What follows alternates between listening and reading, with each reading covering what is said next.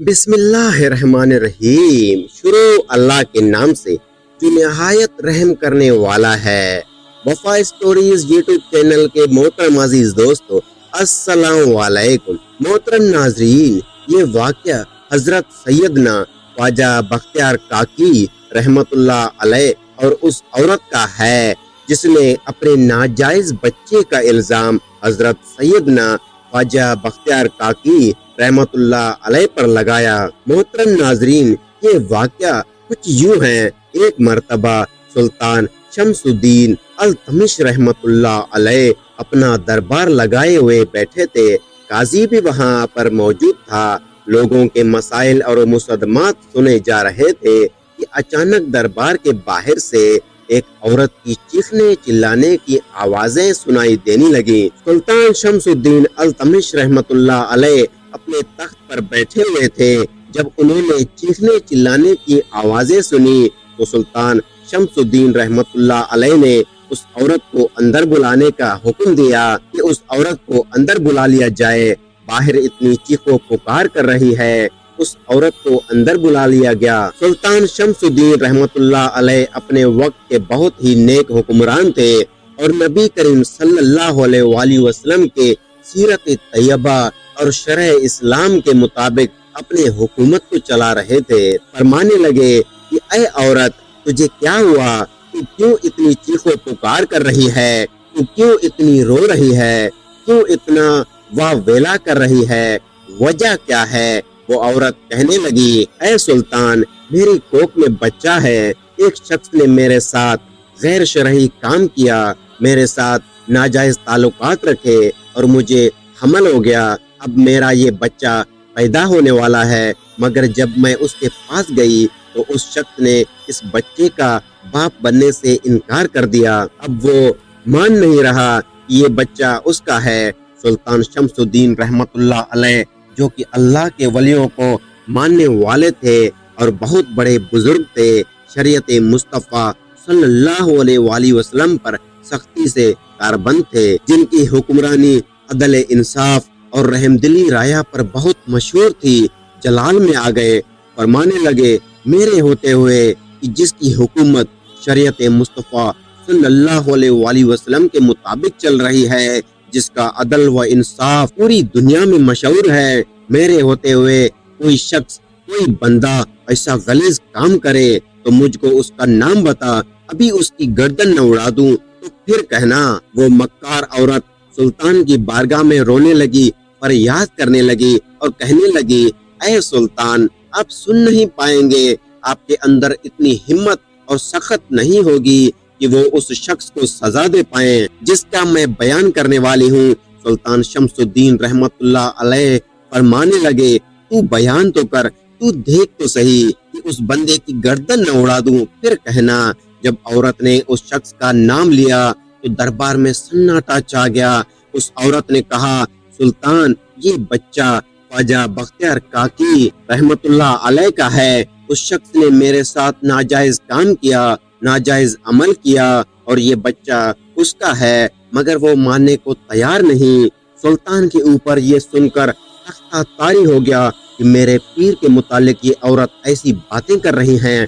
फरमाने लगे, तेरी हिम्मत कैसे हुई मेरे पीर के खिलाफ ऐसी बातें करते हुए? तुझे शर्म न आई? तेरी जुबान बंद न हो गई? वो औरत कहने लगी कि वाकई बख्तियार काकी रहमतुल्लाह अलैह ही इसका बाप है। सुल्तान शमसुद्दीन रहमतुल्लाह अलैह फरमाने लगे, क्या तेरे पास कोई गवाह है? तो गवाह भी हाजिर हो गए। 4 बंदे खड़े हो गए गवाही देने के लिए। सुल्तान शमसुद्दीन रहमतुल्लाह अलैह फरमाने लगे, क्या तुम गवाही देते हो जो ये औरत कह रही है? क्या ये सच है? गवाह कहने लगे, जी हुजूर, हमने खुद देखा है उसको बख्तियार काकी रहमतुल्लाह अलैह के यहाँ जाते हुए और ये बच्चा उसी का है, लेकिन अब वो मान नहीं रहा। सुल्तान शमसुद्दीन रहमतुल्लाह अलैह जलाल में आ गए। वो औरत बोलने लगी, बुलाओ अब उसको, देखती हूँ तुम अब उसको सजा देते हो कि नहीं। सुल्तान शमसुद्दीन रहमतुल्लाह अलैह ने एक बंदे को बख्तियार काकी रहमतुल्लाह अलैह के यहाँ भेजा। उस बंदे ने कहा, आली जा, करम फरमाए। ख्वाजा बख्तियार काकी रहमतुल्लाह अलैह, जो कि बहुत ज़ईफ हो चुके थे, बहुत ही मुश्किल से دربار میں حاضر ہوئے۔ جیسے ہی وہ حاضر ہوئے تمام لوگ ان کے ادب میں کھڑے ہو گئے۔ خواجہ بختیار کاکی فرمانے لگے، اے لوگوں بیٹھ جاؤ، آج میں پیر بن کر نہیں بلکہ دربار میں ایک مجرم بن کر آیا ہوں اور مجرموں کے ساتھ یہ سلوک روا نہیں ہے، بیٹھ جاؤ۔ سلطان شمس الدین رحمت اللہ علیہ عرض کرنے لگے کہ عالیجا یہ عورت آپ کے بارے میں یوں کہہ رہی ہے۔ حضرت خواجہ بختیار کاکی رحمت اللہ علیہ نے اس عورت کی طرف دیکھا اور فرمانے لگے کہ میرا رب جانتا ہے کہ اس عورت کو میں جانتا ہی نہیں، نہ ہی میں نے کبھی اس کو دیکھا ہے۔ وہ عورت کہنے لگی، اچھا وہ وقت بھول گئے جب لوگوں کو تہجد کے وقت پیغام بیچ کر مجھے اپنے ہاں بلایا کرتے تھے اور میرے ساتھ اپنی راتیں رنگین کیا کرتے تھے۔ اب جب بچہ پیدا ہونے والا ہے تو اب تم ماننے کو تیار ہی نہیں۔ یہ دیکھو گواہ بھی موجود ہیں۔ خواجہ بختیار کاکی رحمت اللہ علیہ کے ماتھے پر شرمندگی سے پسینہ آ گیا۔ خواجہ بختیار کاکی رحمت اللہ علیہ نے آسمان کی طرف نگاہ اٹھائی اور بارگاہ الہی میں عرض کی، اے مولا اگر تو اسی حال میں میرے سے راضی ہو تو میں بھی تجھ سے راضی ہوں۔ پھر خواجہ بختیار کاکی رحمت اللہ علیہ نے سلطان سے عرض کیا، مجھے ایک دن کی مہلت مل جائے گی، مجھے ایک دن کی مہلت دے دو، صبح دربار دوبارہ لگا لینا اور فیصلہ اپنا سنا دینا۔ سلطان نے دربار برخاست کر لیا اور ایک دن کی مہلت دے دی اور خواجہ بختیار کاکی رحمت اللہ علیہ دربار سے گھر چلے گئے۔ پھر آدھی رات کا وقت ہوا، خواجہ بختیار کاکی رحمت اللہ علیہ اٹھ گئے اور مصلی پر بیٹھ گئے اور اللہ کو یاد کرنا شروع کر دیا۔ اللہ کی بارگاہ میں رو رو کر عرض کرنے لگے کہ اے میرے مولا، بے شک عزت اور ذلت دینے والا تو ہی ہے اور میری عزت تیرے ہاتھ میں ہے۔ اے میرے مالک میری مدد فرما۔ اور اللہ کو یاد کرنا شروع کر دیا اور دکھی دل سے اپنے استاد پیر حضرت خواجہ غریب نواز کو بھی یاد کرنے لگے اور روتے روتے ان کی آنکھ لگ گئی۔